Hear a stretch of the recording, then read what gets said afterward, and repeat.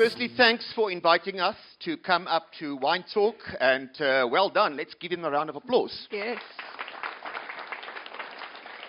We had our SA Wine Summit in May, and I know what it takes to get a function together, sponsors and people, and I really hope we can take this forward.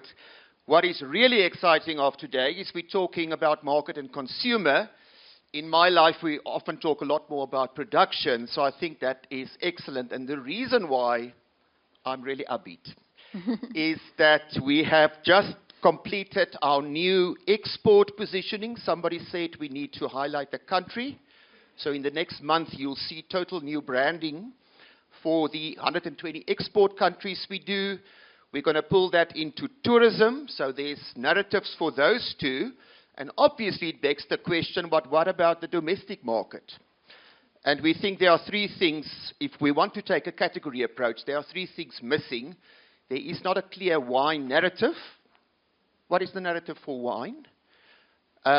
We don't think the consumer education we're doing, I don't want to say it's good enough. It's a bit fragmented, but the panelists will talk about that. And we do think there's room for additional data insights. So why do we need to get it right? Well, for two reasons. We sell 1 million bottles of wine every day of the year, 365 days of the year. That's amazing.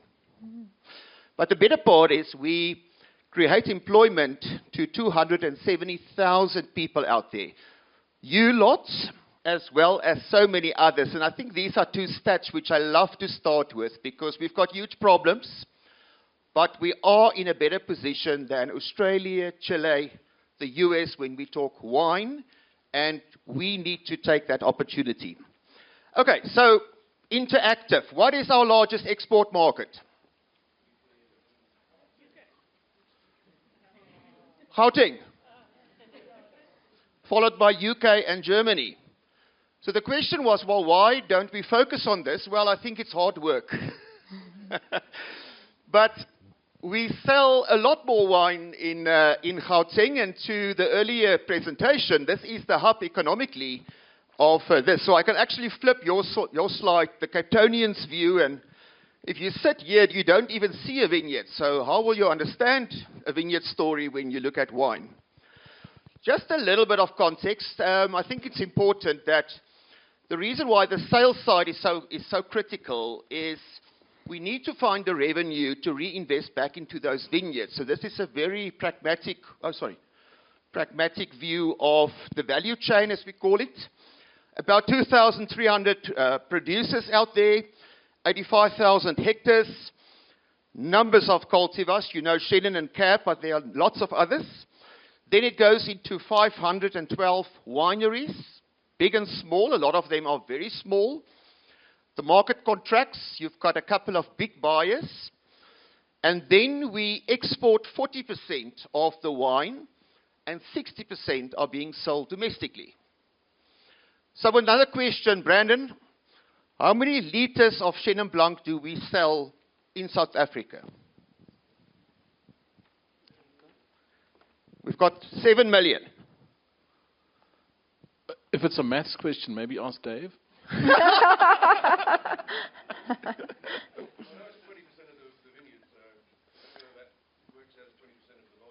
Okay, now the answer is only 6 million liters. So this is important when we talk education. The 300 million liters exported are certified and they're varietal driven. So you would be right when you do education to educate according to wine of origin. So the fact is 76% of the exports are varietals. That's where they go into retails. But domestically, only 19% of all the wine sold is varietals. So yes, there's Merlot. Yes, there's Chenin. Yes, there's Cab. But South Africans drink sweeter, red and white blends. That's what they drink. I'm not saying it's right or wrong. I'm not saying cheaper wine is wrong. But just remember, when you want to tap into the market, know the customer, know the brands, and just don't get too obsessed about some of the niche wines out there. The brand on the left by value, is the same size as all the wine sold in South Africa. Does that sink in? The brand on the left is the same size as all the wine, as all that 9,000 SKUs, and wine out of the alcohol package is 12%. So we are still a beer drinking nation, obviously spirits drinking nation, so fact. This is too small. You can get the slides later. This is the pyramid of wine. There's a lot of brands up there. And so this 420 million liters you need to break down to this pyramid. The tasting that we're going to do this afternoon, guys, are part of only 2%. Only 2% of the wine sells north of 200 rand. Only 5% of the wine sells north of 100 rand. Other way around, a lot of wine sells below 50 bucks. And what we're trying to do with this narrative and our discussion is we've got a heavy bottom pyramid. We want to change the shape of the pyramid where we think, to Brandon's comment, of 5 million wine drinkers. Our research tells us with a targeted approach we can grow it by about 500,000, and we think we can uptrade 50 million liters, probably between 75 to 110 rand per bottle. So there's a middle. That middle may also look at lower alcohol, different packaging, but that's the size of the price if we think domestically and what we do. The channels, we had a brilliant presentation. Thanks for that. Where do we sell the wine through? Well, guys, 50% of all the wine sells via retail. 25% sell via wholesale. 18% is on consumption, that's restaurants. And only 7%, which would include your e-commerce, is DTC. So when somebody said you've got huge muscle in retail wholesale, that's the way wine sells. Now, where's the opportunity? Well, Marissa in tourism, a lot of her growth down in the Cape would be in the on-con and would be in the DTC. Margin, we've got 3 million tourists coming to the winelands. There's an opportunity. But the hard fact is, retail, wholesale dictate the current space anyway. So what goes for wine? If we look at consumption, and I think this is important because you've got beer dominance, you've got whiskey. So the one thing, and I think this is a COVID trend that's stuck, is by far at-home consumption for wine, and you could add with food, is the number one thing going for wine. It is far higher than anything else. So that's brilliant. 58% at friends' homes, 18% fantastic.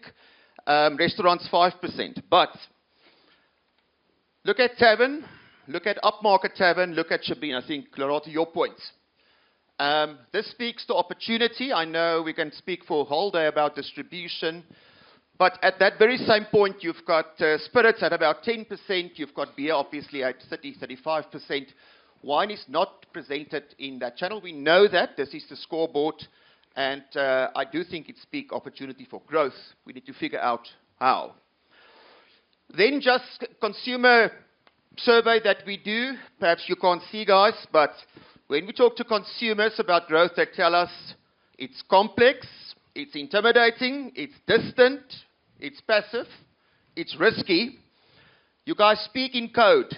What the hell is terroir? What the hell is, I don't know, darling? You're unfriendly and unwelcoming.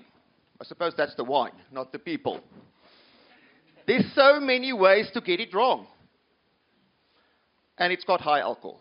Now, this is research done by Heineken, it's done by Tops as well. It's fairly consistent. We need to find a way to get beyond this in terms of our storytelling and break it down. So, okay, this is the real reason why I'm up here. You've got 5 choices of breakaway groups. I don't know how you're going to choose. I think they're all fantastic. If you don't choose, we'll choose for you. It's actually allocated, and I'm going to explain exactly how it works. So before we actually go there, I just need to explain to you guys. So Basically, delegates will now split into 5 discussion groups. Each group has its own topic and 2 facilitators. These will be interactive sessions with ideas and experiences shared from all sides, so what you've been doing now, producers, sellers, buyers, educators, etc. After these discussions, we'll all come back together for lunch and then return to the studio for the afternoon session.